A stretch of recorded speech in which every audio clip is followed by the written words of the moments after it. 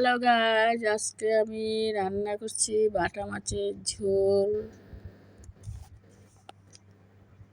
ভেন্ডি, আলু বেগুন দিয়ে, পেঁয়াজ কাঁচা লঙ্কা কেটে কড়াই বসিয়ে দিয়েছি, তেল দিয়েছি, মাছগুলা ভেজে নিচ্ছি। মাছ ভাজা হয়ে গেছে, নামায়ে নিচ্ছি। আবার কড়াইতে তেল দিয়েছি, জিরা দিয়ে এলাম, পেঁয়াজ কুচি ছেড়ে দিয়েছি,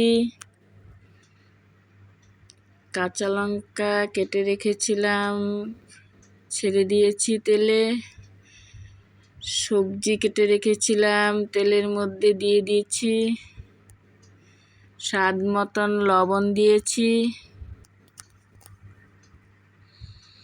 দিয়ে 1 চামচ হলুদ দিয়েছি,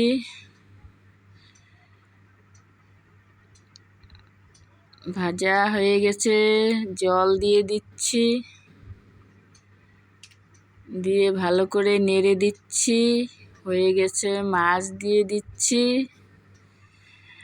আর তোমার কালো জিরা আর পেঁয়াজ বেটে রেখেছিলাম দিয়ে দিচ্ছি।